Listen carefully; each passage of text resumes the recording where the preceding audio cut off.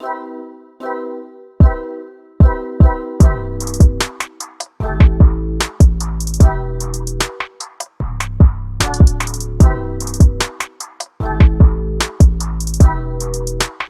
day guys, and welcome back to our YouTube channel. In today's video we are reviewing the RENAULT KIGER, aka the Quid's bigger brother, and it's quite an interesting car. We had it for the duration of like 2 weeks, and the spec which we had is the intense spec, which is the top of the range, Xtronic or automatic if you want to call it. Comes standard with some 16-inch bi-tone diamond cut alloy wheels with red center caps. Being the turbo model, it comes with dual tone paint with a black roof and roof bars with a loading capacity of up to 50 kilograms. Dubbed in this blue Caspian blue color, the KIGER really does stand out with its stance, as it is higher, or let me say the higher version of the Quid. The car itself, especially with these LED daytime running lights, looks so stunning. On the inside, you get a steering wheel with artificial leather wrap and red stitching.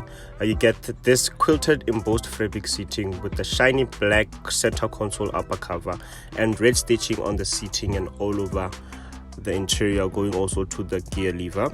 And now we move on to the different trims this car has. It has 3 different trims. We have the Life, the Zen, and the Intense. The Intense is the one I had. So the Life is the entry model with the few standard features, and the Zen is basically the Life with the added options, and the Intense is basically the Zen with added options. And there's different types of things in these cars, such as ESP, reverse camera, premium audio sound system in the Intense version, and many other features which makes the Intense really do stand out and the viable option for me, with things like Android Auto and Apple CarPlay.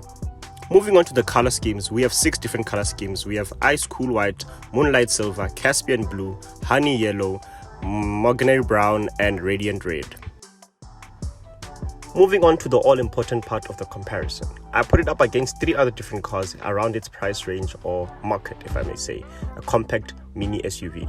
We have the Nissan Magnite, the Suzuki Vitara Breezer, and the Mahindra XUV 300. Fun fact, did you know that the Magnite and the KIGER share the same engine? Well, as you can see, the figures say for themselves.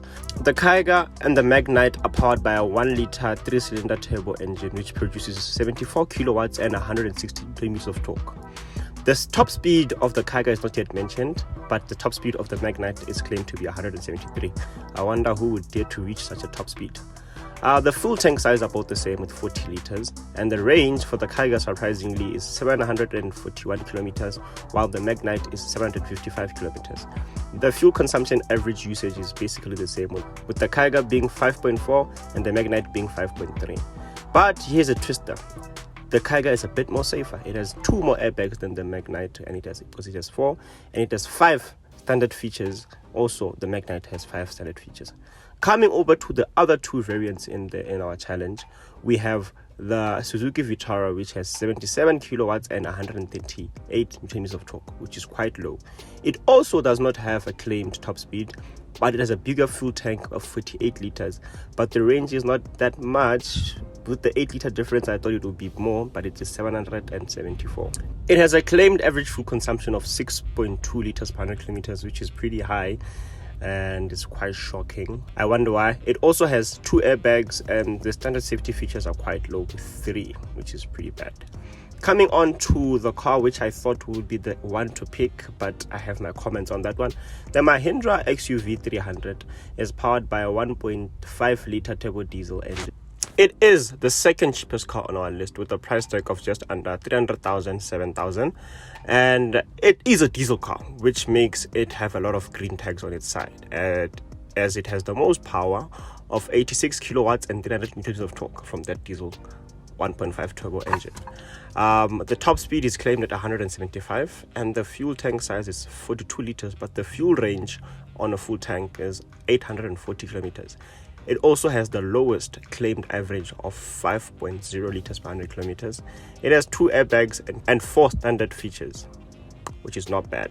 But overall, I think my pick will always go back between the Nissan Magnite and the RENAULT KIGER. Just depends on which brand you're favoring and which one appeals to you more in terms of looks.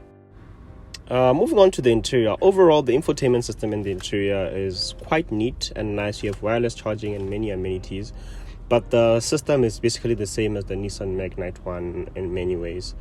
It works proper. There's really nothing much else to do. So we're gonna start off in sport mode. I'm not really gonna accelerate that much. I just want to show you the difference that eco and sport mode has. As soon as I go to eco, the car just like the accelerator literally doesn't work at the smoothest pushing point. You have to accelerate a bit more, but I guess that's what happens when you're trying to save fuel. But I usually leave it in normal mode, as eco mode can be annoying at times, especially when you're in traffic. The car takes a while to actually catch speed, and that might just doesn't feel with ease at me when you're in traffic. Traffic should be flowing. But anyway, this is a fuel efficient, not bad car. I keep on mentioning, hey? No ambient lighting, just we have a button here for that. When I press it, these come on. But that's about it.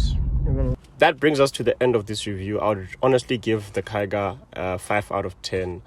Please very much like, share and subscribe, and comment below your thoughts, and catch you guys on the next review. Thank you for watching.